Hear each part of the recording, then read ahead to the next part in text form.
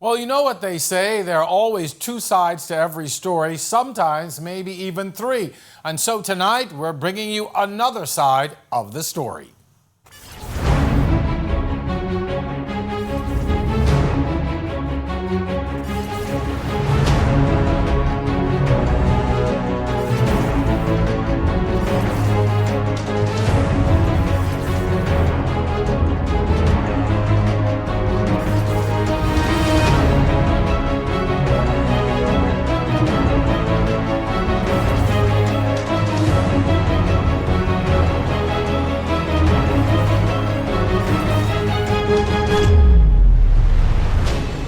4 years ago, the FNM was ushered into victory under the theme "It's the People's Time" in an historic 35-4 win.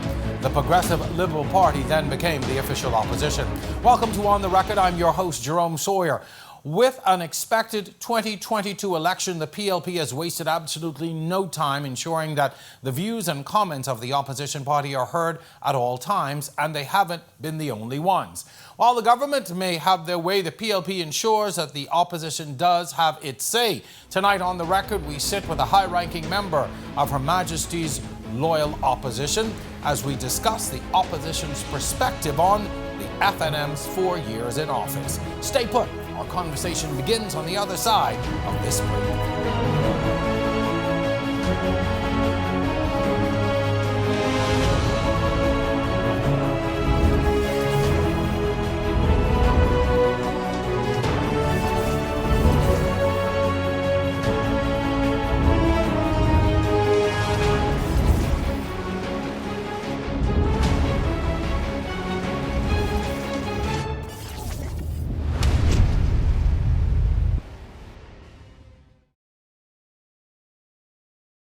Every new season of On the Record, we push the limits, venture into unknown territory, take our cameras into places unseen before.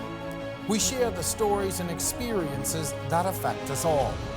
And now it's time for Season 5. On the Record, Thursdays at 8 p.m. on RTV, cable channel 212, and streaming live on Facebook.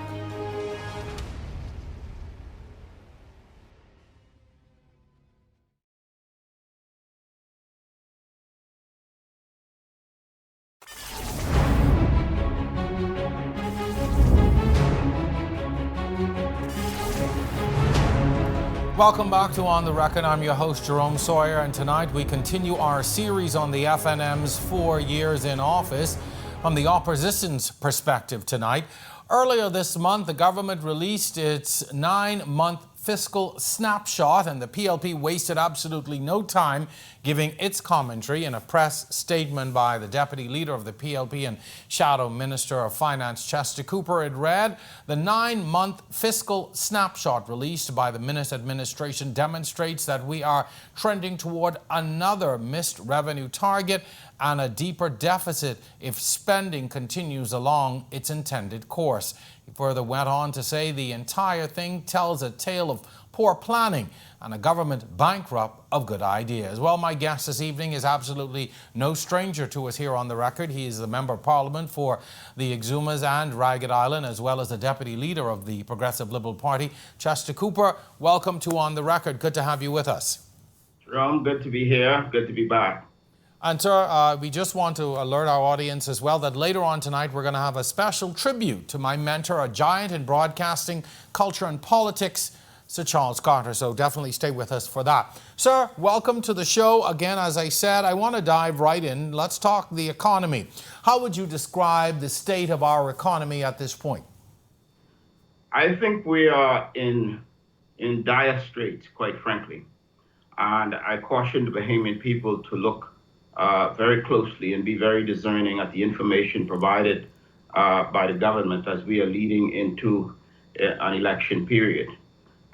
When you look at the 9-month snapshot report, it really tells a tale that we are in dire straits, we are in uncharted territory, and on its current course, we could have some very serious fiscal challenges ahead. I think when we look at the performance of the economy as a whole, beginning in 2017 when this administration took office, we saw a string of issues that we classified as mismanagement. Thereafter, we had the impact of COVID, the impact of Dorian. We acknowledge that those devastating situations have caused some impact on the financial situation, but we also attribute much of the dire straits that we're in to the incompetence of this current administration and the lack of taking sound advice that we gave willingly and freely at the very beginning. We said focus on economic growth. We said stop strangling the economy by being too aggressive, by cutting capital expenditure, by trying to meet a deficit, manage the economy rather than managing the deficit. So the chickens really have come home to roost. And I take no pleasure in saying this, but oftentimes we hear a lot of delusionary comment from this government. And I believe it's important that they tell it the way it is and they tell the Bahamian people really how bad it is. The Progressive Liberal Party criticised the increase in VAT put in place by the FNM government. In March, your party mentioned a reduction of VAT to 10% in your economic plan. How will this loss of revenue be compensated for? I mean, we've already, in many instances, adjusted to this norm with VAT, and you're talking about reducing it now. So help us to understand how you're going to create that balance once we lose that income from the VAT. Let me firstly say for context that we have a plan. First of all, it's a comprehensive plan. There are 10 components to this plan. The reduction in VAT is only one of those components. We're also going to put in place or re-establish the Revenue Enhancement Unit, which collected upwards of $30 million a month. This government lost that revenue simply by abandoning this unit. They abandoned the unit because it was an initiative of the Progressive Liberal Party against better judgment. So we expect that with a combination of efforts in terms of collecting existing taxes, in terms of reducing VAT to 10%, which will provide some relief to the Bahamian people. It will also create some economic activity because those funds will now go into to spending rather than taxes. We believe that overall it's going to be at a minimum net neutral, but we believe there will be a positive revenue outcome, perhaps to the tune of $100 million as a result of the changes that we expect to implement once we do this VAT reduction to 10%. So it's not just in isolation. We look at all of the combination of the plan. We have a very comprehensive economic plan that talks about stabilizing public finances. We have a debt crisis in our country. It's burgeoning. And if we are not careful, this might be an avalanche at some point that could cause very significant consequences. So one of the things we are going to try to do is also to find some relief by renegotiating much of this debt, which will bring some savings. We will look at wastage in the system, but of course we will put all of these pieces together and manage it holistically as we have been advising this government to do over the past 4 years. Are the essence of these plans, some of them we have heard before, and you talk to people on the outside and say, it's more of the same from each side. You sit here, and we talk about what could be, but how do you inspire confidence in Bahamians that, should they give the PLP an opportunity again in government, that is going to be different? And that's always the argument. There's a lot of back and forth about, are we going to have more of the same? And we see it now. This current government made a lot of promises. And people would have voted them in on those promises. Many of them have not been met. People are going to ask you all the same question. Why should we give you another shot? How are we assured that it's not going to be more of the same? I understand the cynicism of the electorate, Jerome. But let me say up front that the fundamental difference in the analogy here between the FNM and the PLP is that we actually have a plan. They had no plan. There was no cogent strategy. They've been winging it all along, trying to find their way. They've been woefully unprepared, underprepared. They have not been very strategic. They have not been very visionary. If they have a plan, they have not articulated it to the Bahamian people. There was a wish list of a recovery plan from the Economic Recovery Committee. There's been very little implementation. So they're bad at planning, but they're also bad at execution. So our plan, which is comprehensive, is going to look also at the execution of the plan.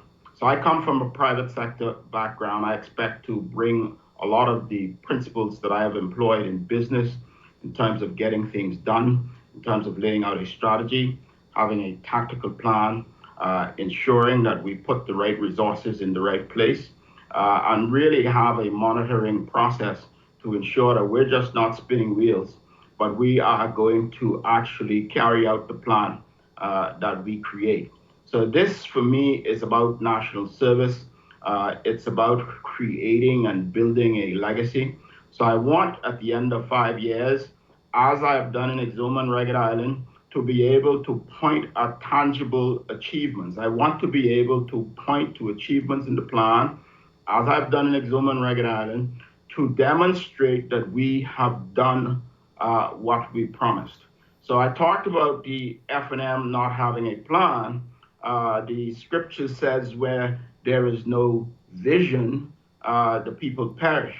Unfortunately, the people who are suffering the most are, in fact, the Bahamian people, and they are suffering because of the lack of a plan, because of the lack of opportunity, and really, it's really been to the detriment of the Bahamian people that we have had to endure the past 4 years of the F&M administration. Chester, the FNM would have put out a list of accomplishments shortly after, or to coincide with their 4-year anniversary in office, one of which mentioned the growth of the economy in the first 2 years prior to a Dorian and COVID-19.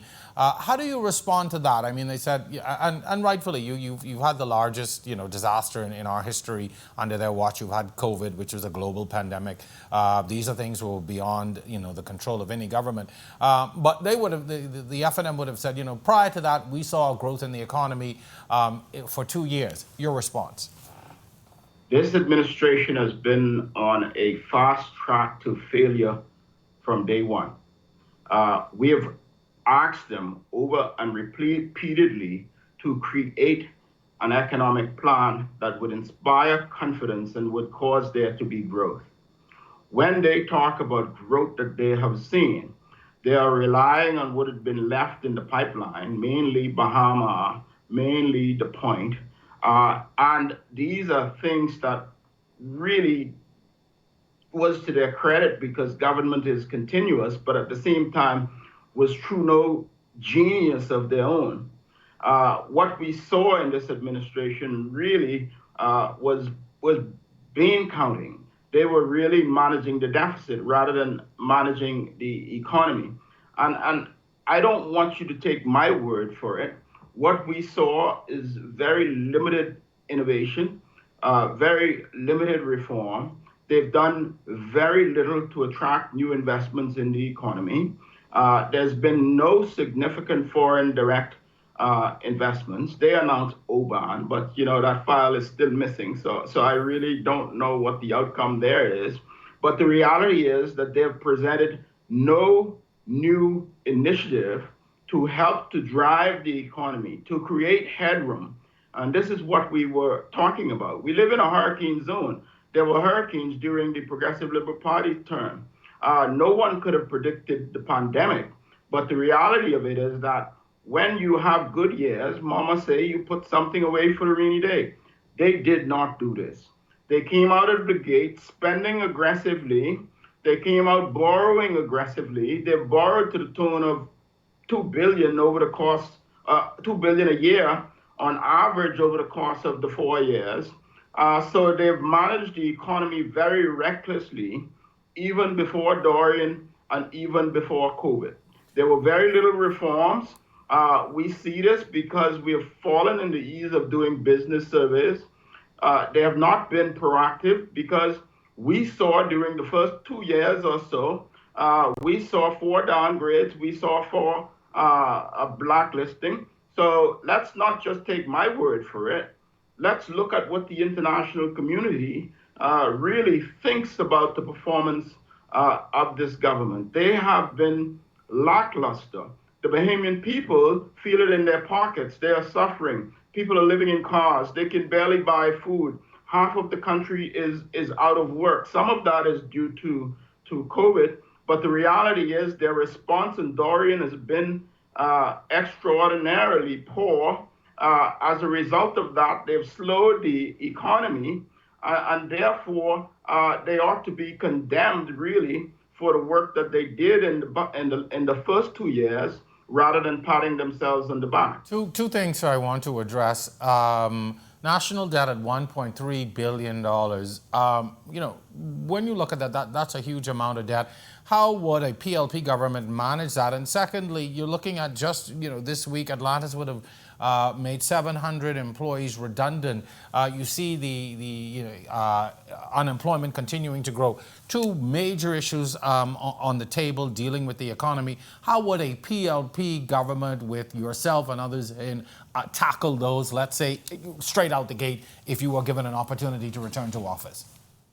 Jerome, what you and the public would have seen from me over the course of 4 years is, whilst I criticize and I point out the feelings of this government, I've always tried to give very tangible suggestions.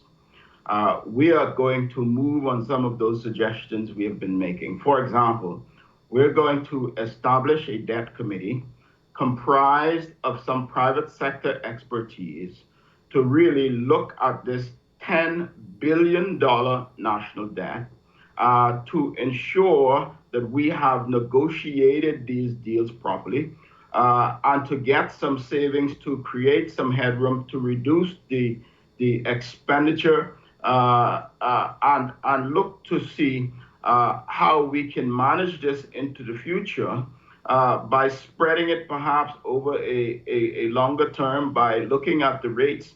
This government has done a very poor job recently at borrowing. We are borrowing to the tune of 9%.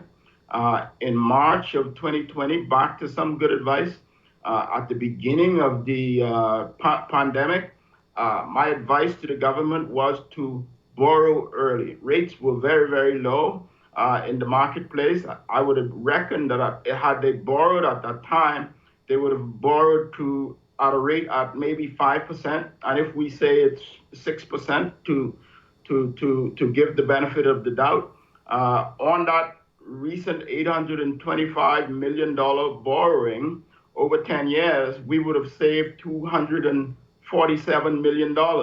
So that's really just as an example of the mismanagement.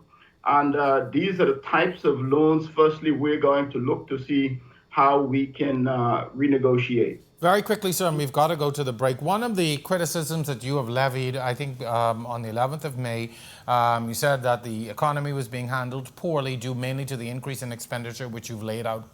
But the government has retorted that a lot of the borrowing has been to assist with the social assistance programs. When you look at the fact that we're in a pandemic, people are out of work, people are standing on lines to get food, first time anything like this has ever happened to us on this scale. How do you justify the criticism of borrowing when the government says now, hey, we've got to borrow money to take care of our people when we know that our people need help? What I like to do is to really separate the first 2 years from the last 2 years. And if we look at the track record in the first 2 years, we will see that it's been dreadful. We would see that it was almost identical to what we saw in the last 2 years.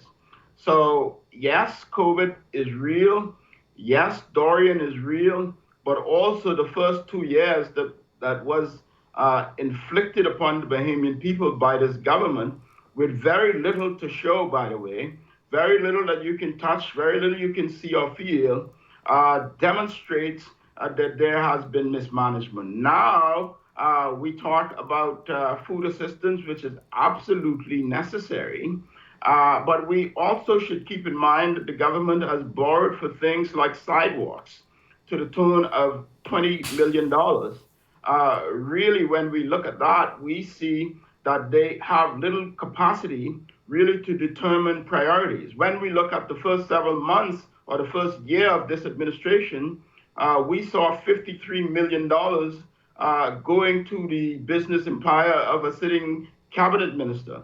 So we must look at some of these decisions then and now to make the determination as to whether we are being reasonable in the criticisms that we are levying against this administration. So we've got to I take a break. contend that we are. I know we've got more to talk about. We've got to take a break. But when we come back, we're going to continue the conversation with the PLP's deputy leader on the FNM's 4 years in office. And later in the show, we remember the man who paved the way for me, this show, and broadcasting in this country. There's more on the record right after this.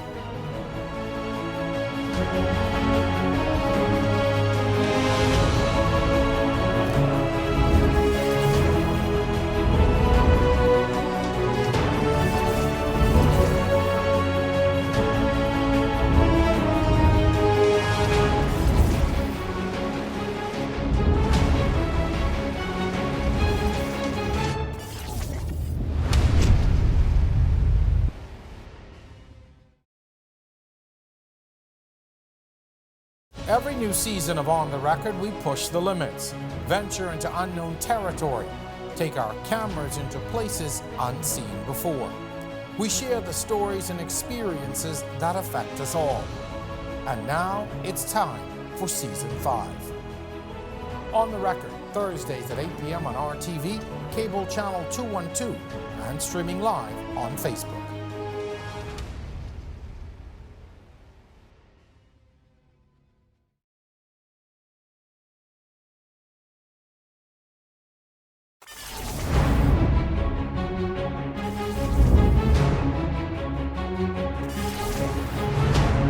Welcome back. You're watching On the Record. Tonight we discuss the FNM's 4 years in office, the opposition's perspective with the deputy leader of the PLP in recent years following Hurricane Dorian, and with the governance during COVID. The PLP have been more vocal than ever before. Just this week, after hearing of the Prime Minister's intent to extend the emergency orders, the Honourable Philip Davis released this in a press statement. Whereas the PLP supports the enactment of measures supported by science, we cannot support the continued suspension of civil liberties by extending the state of emergency. My guest this evening is a Member of Parliament for the Exumas and Ragged Island, as well as the Deputy Leader of the Progressive Liberal Party, Chester Cooper. Chester, before we dive into the extension of these orders, etc., and more stuff on COVID, I wanted to go back to something you mentioned in the first segment, and this is something that we've discussed with quite a few people on the show. Now, you would have criticized for instance, the building of the sidewalks, right? And the contract for those sidewalks. The government has retorted on numerous occasions and said, hey, we use this as an opportunity to provide jobs, put money into the economy. One guy working helps, 5 people in his home, however many, I'm by no means here to defend, but that has been their defense. What's your response to something like that when they say, hey, we've done these specific things to stimulate the economy, to put money into the economy, money into the pockets of individuals? How do you respond to something like that? And what would the PLP have done differently? Well, they might also suggest that in the first year, the $53 million spent with the conglomerate of a cabinet minister may have also been a stimulus as well, but a stimulus for who? When this government talk about it being the people's time, we say this has perhaps been the biggest betrayal of the Bahamian people that we have seen in the history of the Bahamas. This government has a trust deficit.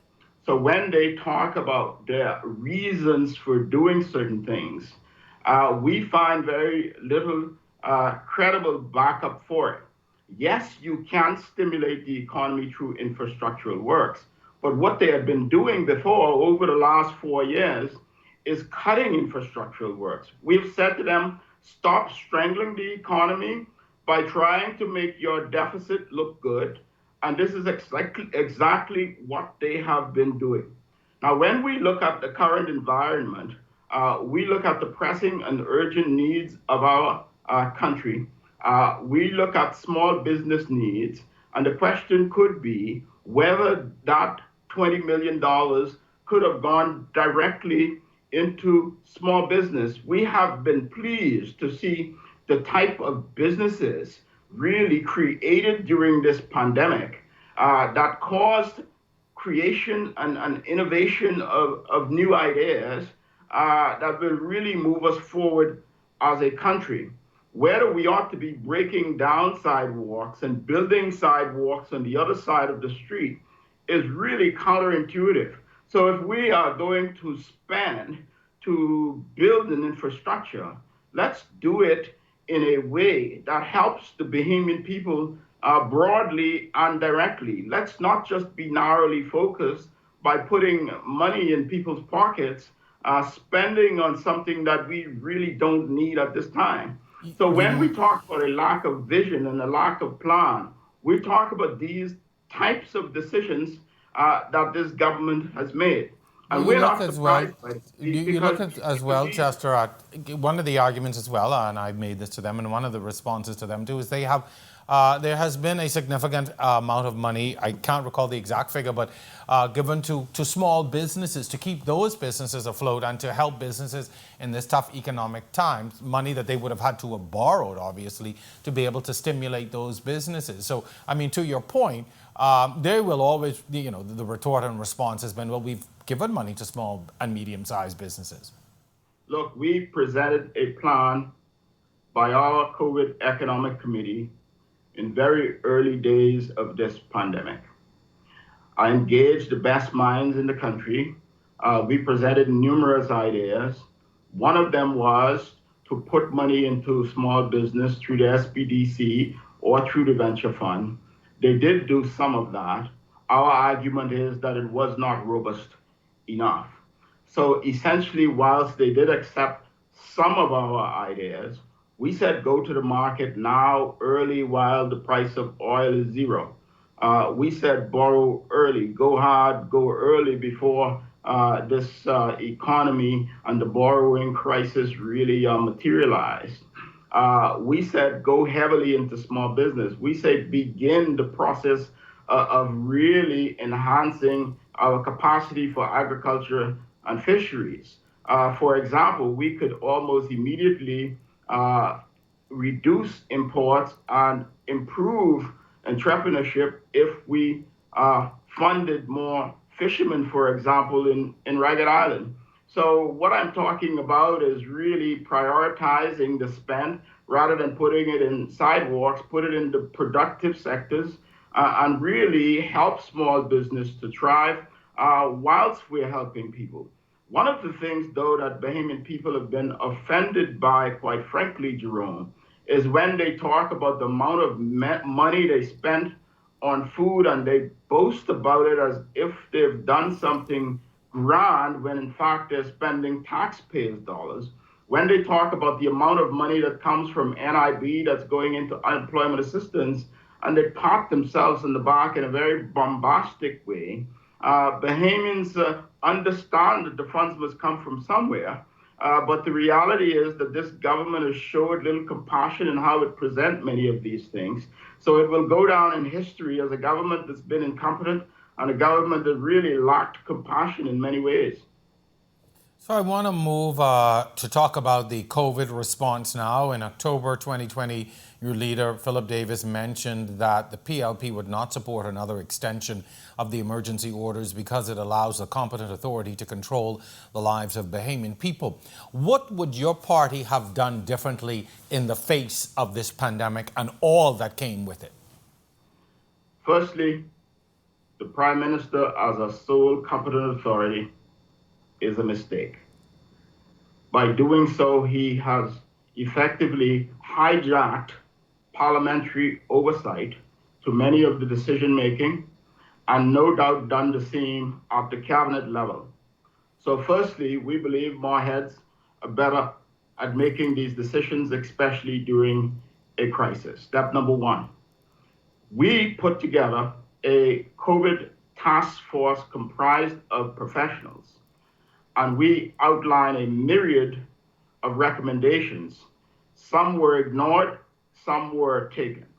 We put together an economic committee that presented a myriad of recommendations. Most were ignored, a few were taken. Had we been in government, we would follow these plans to the T. One of the things in our COVID task force recommendation was widespread free testing. We stand behind this, and we believe that if people can get free testing, they can know their status, they can self-isolate, they can responsibly not pass COVID on to their family and their friends, and really help the government and the healthcare community really to help to contain the spread of COVID. What we would have done is been very transparent in terms of how we contract with vendors to provide pandemic-related services. We know that this government has perhaps spent upwards of $200 million without the legally required reports to Parliament that's mandated in the emergency orders. That's what we would have done. We would have gotten on to the vaccination line quickly and more aggressively. We would have taken our advice to go hard and go early.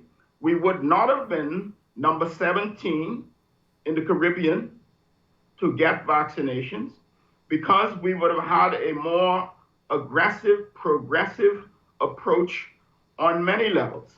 So these are some of the things that we would have done differently.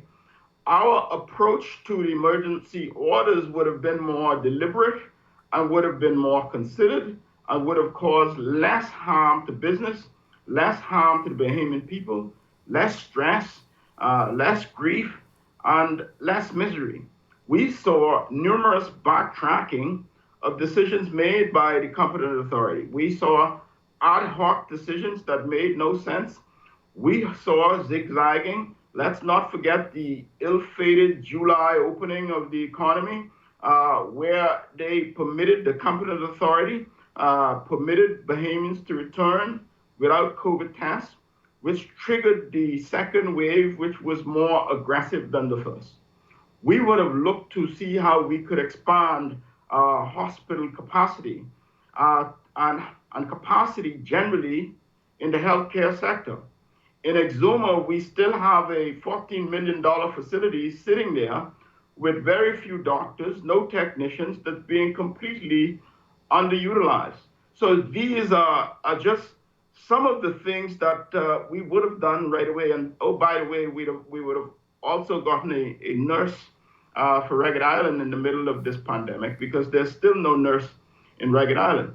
But as a whole, holistically, we would have really looked at this in a more competent, holistic manner than the government approached it. Your critics, and I mean critics of the PLP, have said that your constant criticisms have created another problem because it creates a greater divide, and people may not be, or may not be inclined to follow the health measures or some other things in place. Do you feel that, or do you think that the PLP could have been a little bit more supportive of some of the measures, considering that, we have a situation where vaccine hesitancy is still so high. People are not, even in many instances abiding by some of the things that are in place to save lives. But do you think that you had a role in any of this in helping to bring the country together to tackle this as a country, as opposed to tackling this as political parties, which we seem to be doing? Jerome, as I mentioned earlier, we presented a myriad of recommendations, the economic plan, the COVID task force, and other recommendations privately and publicly. That's the first thing. Secondly, notwithstanding the fact that many of the orders we disagreed with fundamentally, we supported all of them. And if you look back at the record of the House of Assembly, you would see that every time I speak, perhaps on every occasion during the pandemic, I would have encouraged Bahamians, I would have encouraged residents of Exuma and Ragged Island, my constituency, to follow all of the health protocols. You would also see on record that myself, along with my wife Cecilia, were amongst the first to receive the vaccine. I can also say the same for the leader of the Progressive Liberal Party, Mr. Davis. So we are leading by example. We have issued many educational pieces on video and social media by voice notes and radio in our constituencies and on a broad level basis, really to encourage our supporters to follow the protocols, to consult their physicians and become vaccinated if it's right for them. And really, we believe that we have been at the front end of encouraging Bahamians to do what is necessary, really to position themselves, to protect themselves, and to help us to improve the public health status whilst we improve the economy as a whole. In August, sir, the leader of your party, the opposition leader, tested positive for COVID-19. He was admitted to hospital here, eventually went off to hospital in the US. Some of the criticisms that I saw and that we noted were people saw it as a lack of confidence in the Bahamian healthcare system. When you look at that in hindsight, you know, and that's going to come up again, that's just the nature of politics. How do you respond to something like that? I think it was nasty political commentary, quite frankly. The health decisions of an individual is solely that of an individual. Mr. Davis has explained this over and over. He mentioned that he has a top-notch physician as a daughter in the US who has been his medical advisor, who wanted to be close to him and have him close to her so that she could help with his care.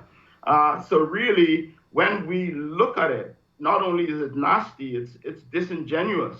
And I wouldn't go to the stage of calling names and pointing fingers, but this isn't the only member of parliament who has received treatment abroad for a multiplicity of different scenarios, whose wife or whose children has received treatment abroad. I wish we could elevate politics to another level. I'm glad you brought that up, sir, because a lot of people are apathetic towards politics and political parties and politicians because of this kind of retort and these kinds of things. And this, unfortunately, is just one of many examples that are out there. How do we begin to change the tides? Or how do we begin to get back to the conversations that are important to us? You know, you all argue in the House of Assembly, the press releases go out, the press conferences happen, and it's on both sides. I don't want to, stand here and chastise any one group, but left out of this, in all of this discourse, are answers.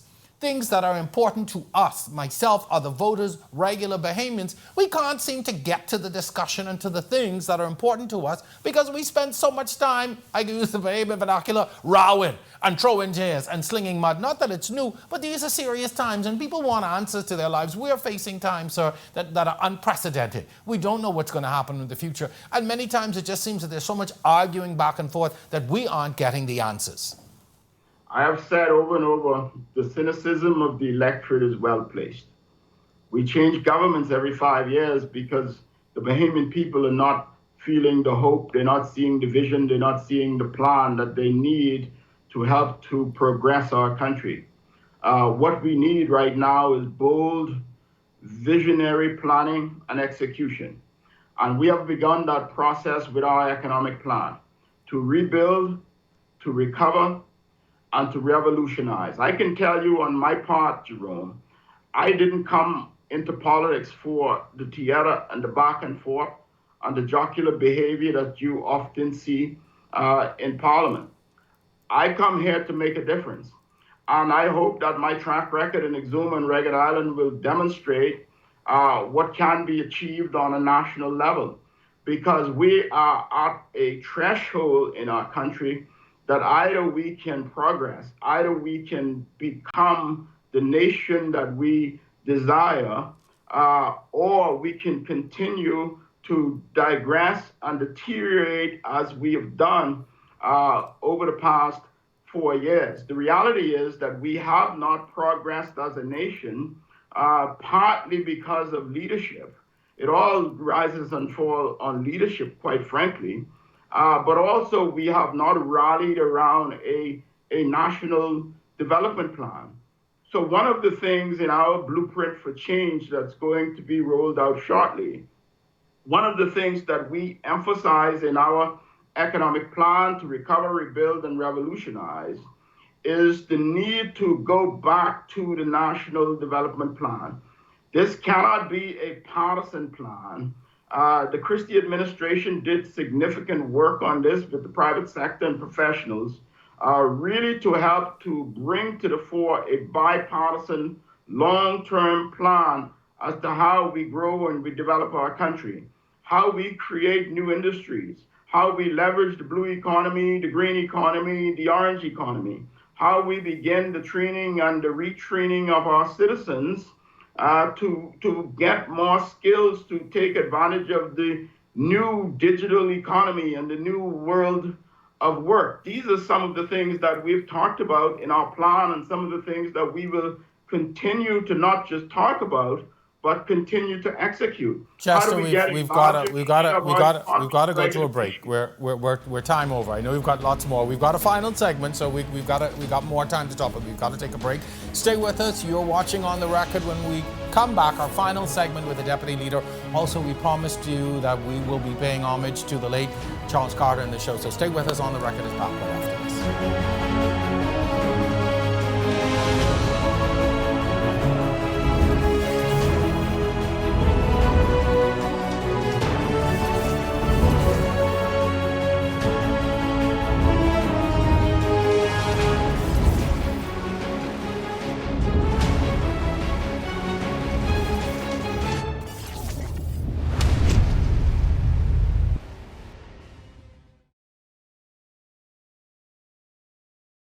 Every new season of On the Record, we push the limits, venture into unknown territory, take our cameras into places unseen before.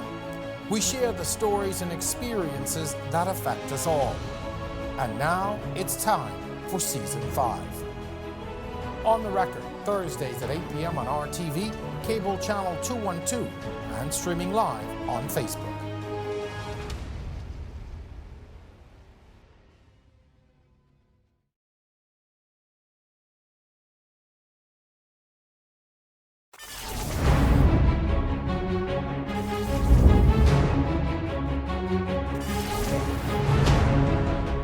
And we are back tonight. We continue our discussion looking at the FNM's progress 4 years in office. My guest is the Deputy Leader of the Progressive Liberal Party, Chester Cooper. Chester, this week, following the unfortunate stabbing death of a government high school student, the chairman of the PLP, Fred Mitchell, criticised the Minister of Education for claims that he did not speak with the concerned parents following the tragedy and called for the Education Minister to reconsider the cancelled school-based programme. Do you believe this type of issue is a government issue, a policy issue, or is this a greater issue that we need to address as a country? I think we face significant social issues in our country. And I have long held the view that crime of any form is not just a problem for the police, but it's a problem for our country. And it is not a political issue. I maintain that view. And I believe that we must work on all cylinders to ensure that as a people, we address the type of social ills that would cause a young man or an old man, for that matter, or woman, to take the life of another or to take the possessions of another. Yes, it is the police responsibility for enforcement. Yes, it's the government role to provide resources to the police.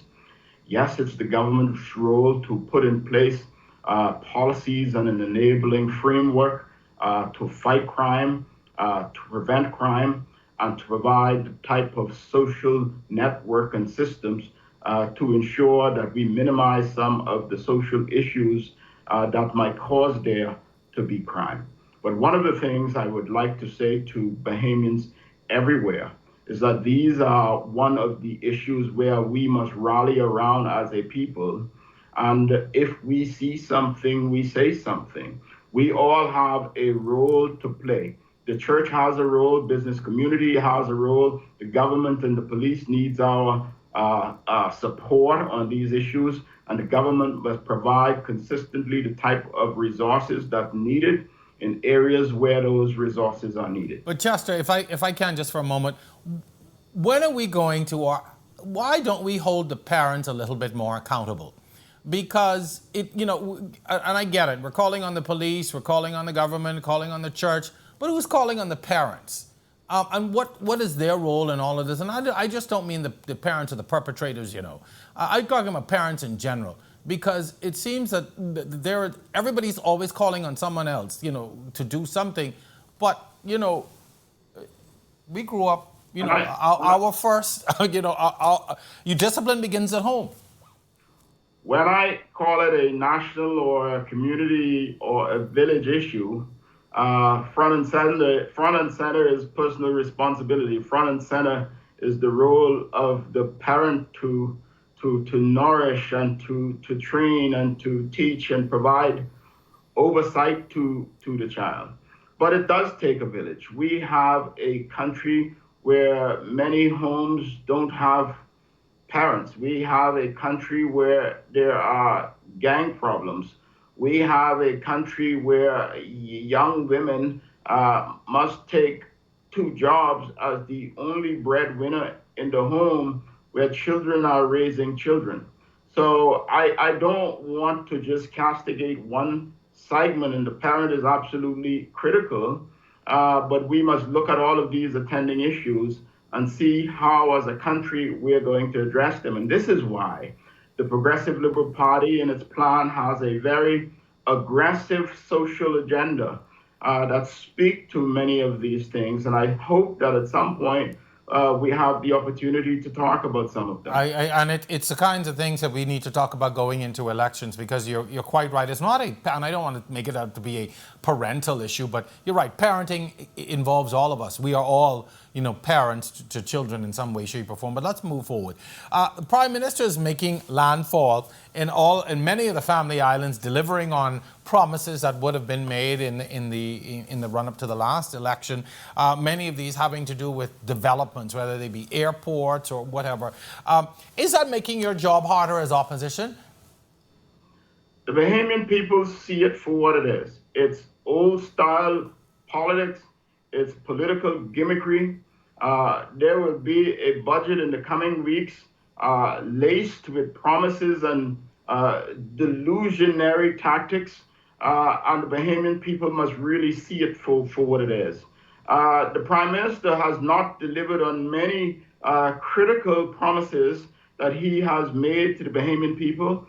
Some of them are very basic reforms, like fixed term for elections, like fully implementation of the Freedom of Information Act, like having an effective over-the-hill initiative where people actually benefit and not just political gimmickry. So when you travel around the country, you are campaigning on the public dime. When you go to all of these islands to cut a ribbon of what you call a passport office, that's effectively a room, sometimes the size of your bathroom at home, really it's a slap in the face to Bahamian people who see very large entourages traveling on private planes, coming to the islands, really to inspect what's going on. Let's take Exuma, for example. On Thursday, the Prime Minister comes to Exuma. He cuts a ribbon. On Friday, he visits public facilities along with his candidate, his political candidate, dressed down in red. And on Saturday, they are in full-fledged political activity. This is disgraceful, quite frankly. The Bahamian people see it for campaigning. They see it as political gimmickry. As it has done in the past, it's going to backfire in the face of the Well, I was Bahamian about people. to say, Chester, it's something that we have long seen. I mean, this is not We, something new. Every party, every government has done it. and this is why I say, Jerome, we must change politics for good in this country. We must ensure that we fix, for example, the hospital in Exoma. Don't just go to look like you've been to look 4 years ago. We need doctors, we need nurses, we need technicians. We need to stop people risking their lives traveling at night on small planes and stop the myriad of air ambulances. We can create the Exoma Hospital as a hub.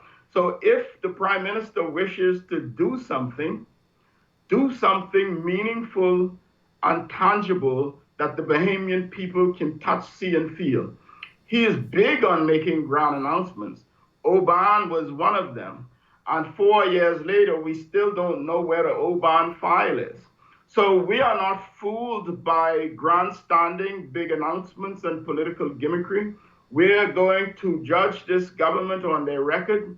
Their record has been absolutely abysmal. It's been abysmal before Dorian. It's the response to Dorian has been a international and national embarrassment to our country, and many of the responses to COVID has just been deficient. The Bahamian people see the track record of this government for what it is.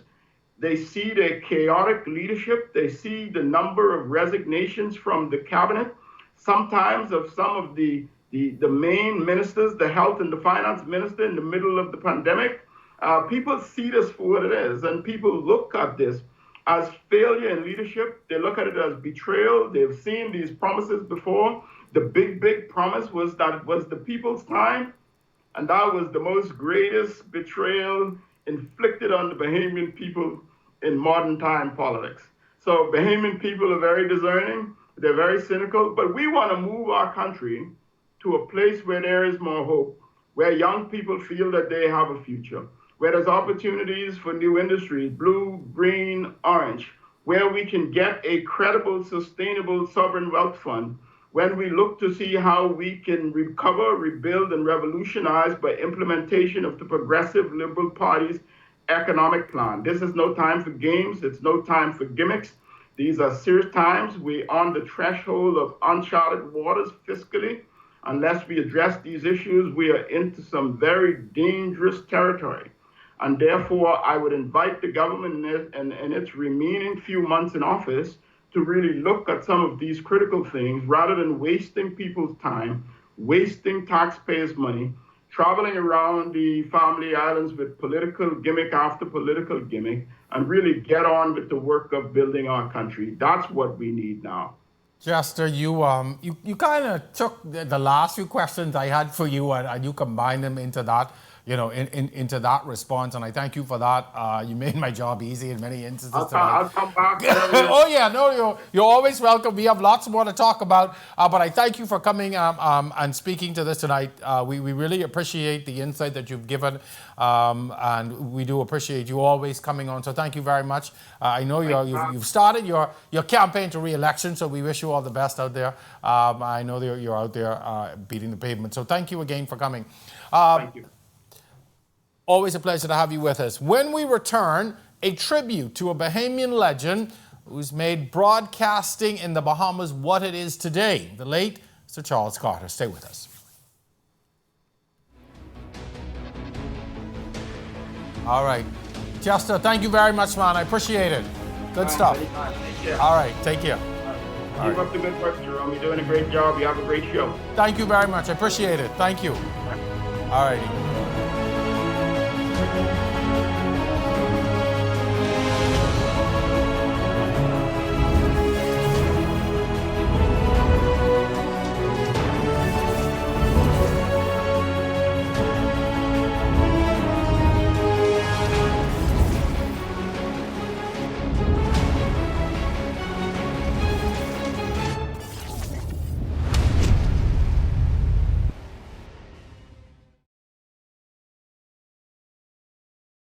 Every new season of On the Record, we push the limits, venture into unknown territory, take our cameras into places unseen before.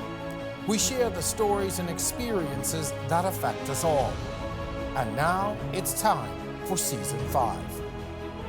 On the Record, Thursdays at 8 p.m. on RTV, cable channel 212, and streaming live on Facebook.